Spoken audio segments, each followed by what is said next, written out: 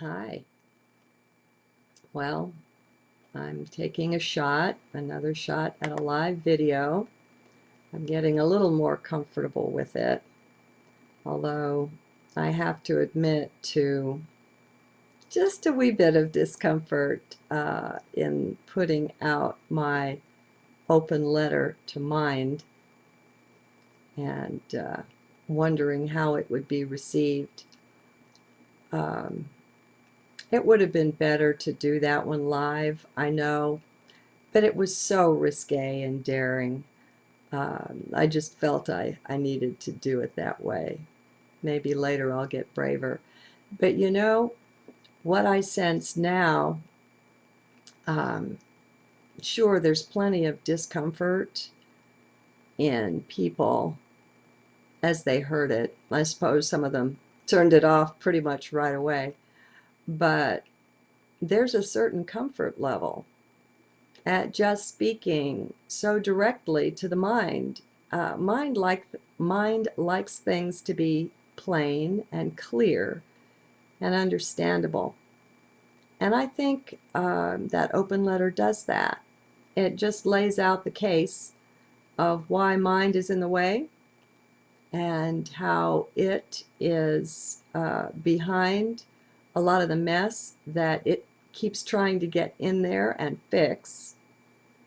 And nobody's mind is going to take that one letter and believe that, but at least the seed was planted. The idea is there. Gee, maybe I do have something to do with this.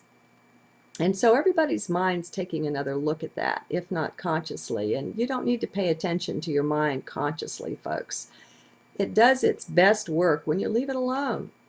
Our minds are a lot more fantastic than we let them be by consciously tending and babysitting them all the time, which is what we do when we think that's us. We slow them down tremendously. They are phenomenal, fantastic servants when just allowed to be, to do their calculations and their work and their understanding, and then just deliver up their results. They can do that in a way that's really similar to what heart does. And it's pretty fantastic when we get all the various aspects and elements of our being working in harmony, in consonance, and together. As we get internal unity, we will also see this reflected externally in the world. We are the creators of that. And whether you accept it or not is rather beside the point. If it's true, it'll stand. If it's not, it will fall.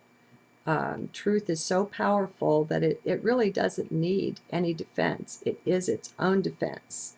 And so, but as we being the environment, as we come to any level or measure of internal peace, we can expect to see that reflected in the world. And so as we look at things with a bit more distance, like the BP oil spill and the whole worldwide dance that's being done over that, as we disengage, as we look away, or as we look upon it, but not with all the horror and the emotionalism and the upset that they want us to display and express, it changes. Things shift. It's not, of course, going to be immediately apparent, unless it was to happen on a worldwide scale, and then it would be immediately apparent. But how we are inside is going to be reflected outside. And I guess that's all I wanted to say. And to kind of come out of hiding after publishing that and say thank you for the beautiful hearts out there that are receptive. There aren't a lot of comments coming in, but that's fine. I feel the response, my friends. And, you know, we all know all this stuff on the inside. Once we learn to center and anchor in heart more, there's a constant communication that goes on with everything. Wherever you put your attention when you're in heart, you get a backflow on that and you connect with it. And it's kind of like getting a reading on it. And so you just know. And it's a really beautiful way to be. And I think it's a beautiful example of the potential that there is when heart and mind and soul, body, being, and all the rest of it are working together in union. Good day and God bless.